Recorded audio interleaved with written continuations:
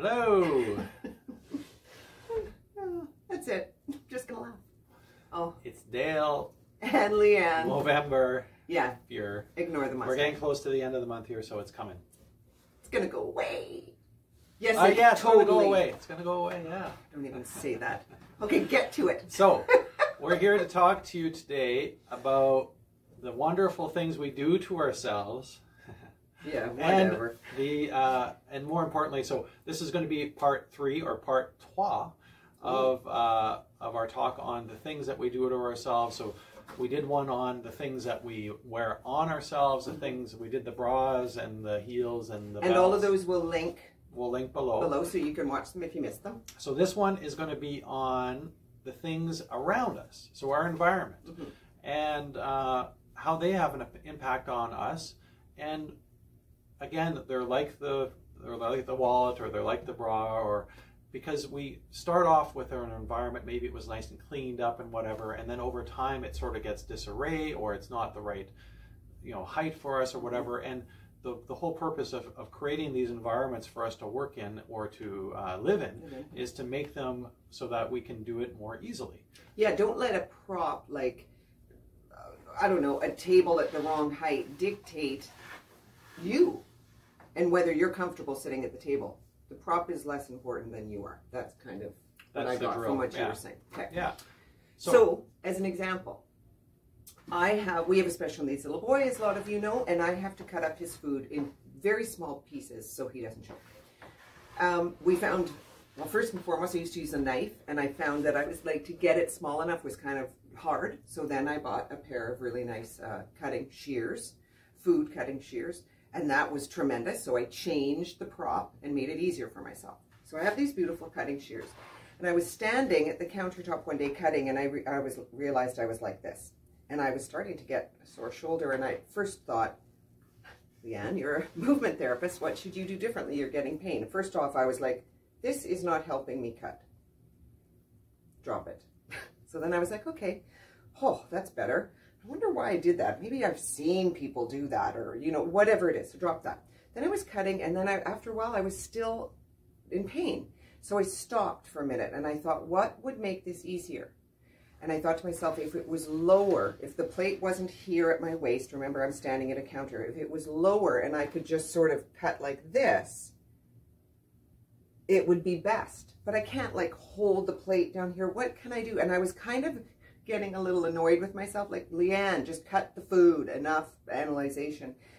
How could you possibly hold it down? Like all these things came to me, and all of a sudden I looked to my right, and like 5 inches from where I was cutting was a sink.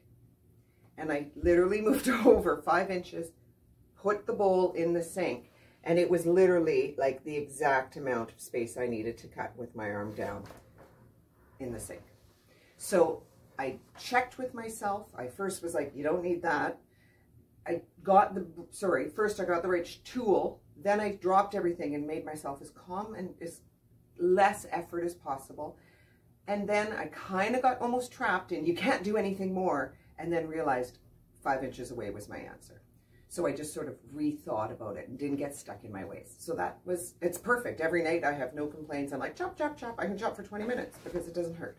So it's actually good because I started to hate cutting his food. Yeah.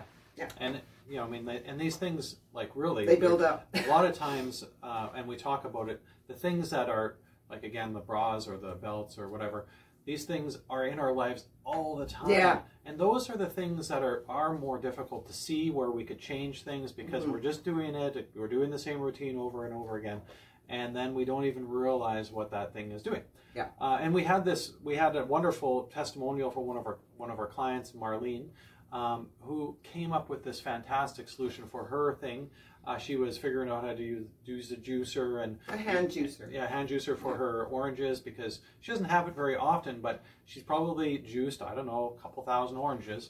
And she was noticing that her fingers she noticed that her holding was okay, but it was the movement of the turn that was the problem. So she came up with her fantastic solution, which is hold the orange there and then move the rotate the cup or rotate the juicer underneath it.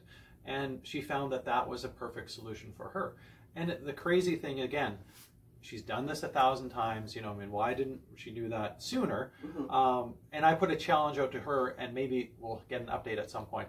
What are other ways that she could get the juice that is different than just this? Maybe there's like 15 other solutions or 15 other ways that maybe she could like hold the, you know, the and walk around it or something, or make it fun. You know, but it was really interesting because this is the way we learn to juice. Yes.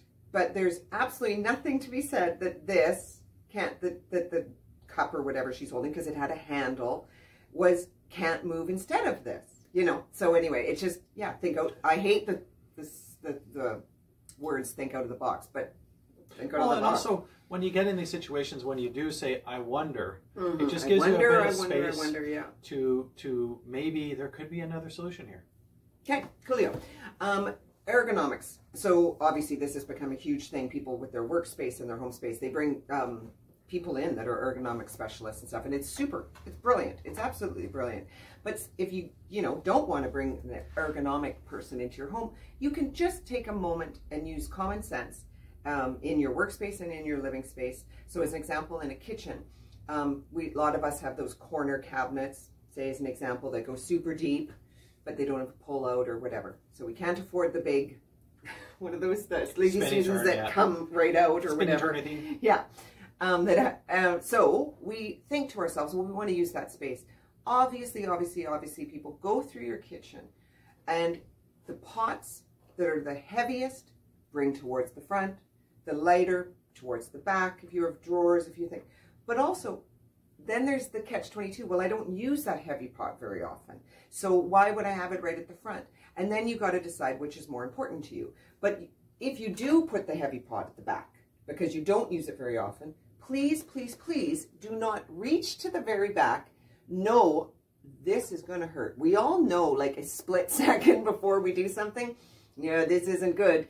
But we go, if I just do it fast, it's okay. I'll get it done quicker. That's going to be less painful. Quicker will not be. Quicker does not necessarily mean less pain. And it certainly doesn't mean possibly less damage. Maybe when you pull a Band-Aid off, maybe it might be quicker. I don't know. But when you could damage yourself by doing something that is unskillful, for lack of a better word. Totally. You just picking up our child. I used to sort of, he doesn't walk. He's 10 now. So like I used to haul and go fast. Dumb. Put him on the couch. It's a smaller lift from the floor to the couch. Reorganize yourself. Pick him up slowly and get him to use weights and space. Just get a little bit more common sense and don't go fast and painful. Take that moment, that second before you do something where your brain goes, no, no, no, no, no, and listen to it. It's really important. And we've heard this before. Of course. It's the adage of smarter, not harder. Yeah. Skill versus strength or whatever. So, it's important. We have a lot of skill. Another common concern that some of our clients have had, the height of their bed. You know what I mean? So we've had some clients where they're like literally trying to jump up onto the bed or something like that.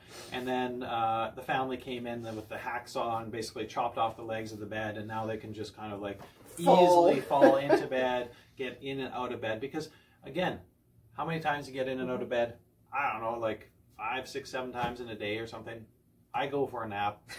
Maybe some of us don't get in and out of our bed 5 or 6 15, times. 20, 50 times, But even if it's once at the nighttime and then get out, if you can't get in and out without hurting yourself, it's simply too tall or too low. Especially at whatever the reason is. The times of the day, especially first thing in the morning, if you're like, oh my God, I have to get out of my bed. Yeah, I'm stiff. And now you're starting your day off kind of on the wrong foot, per se. Yeah. So basically what we're saying is notice what movements, things can you do in your day that you could do easier and that you could rethink, for lack of a better word. Get curious about it. Get curious. I wonder. Get curious. And make sure you don't just say, oh, this is the only way. Don't get stuck in your ways. We do that a lot. There's, think this of Marlene. Is how I do it. This is how I do it. I always drink my beer Yeah, like this I way. know, I not know. Like, It's so funny. Like, and we just don't. It's like impossible. We couldn't possibly change. And then we do one change. It makes it 1,000 times easier. And we're like, what have we been doing? Like, that's so stupid. The other thing is the longer you do things in your home or at your workspace, but mostly in your home, that don't hurt, that don't injure you, means that you might be able to continue to do them for a longer amount of time, which means you can stay self-sufficient for longer amounts of time, which even means in the big picture of life, you may be even able to stay in your personal home longer than going into care if you can do very, very simple things like get up out of bed to run if there's a fire, or, you know, get out of your chair, feed yourself. All those things, I know that's sort of, you know, a big picture thing, but it's simple. They all add up.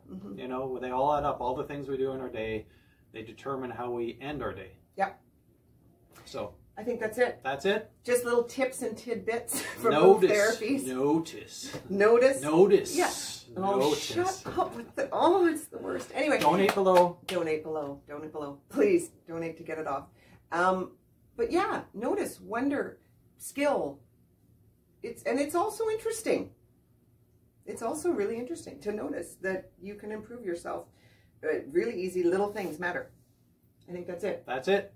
Move Therapies, Leanne. Dale. From Move Therapies in Osoyoos, British Columbia, Canada. Just little tips to help you get through your day. That's it. That's all. Bye. Bye.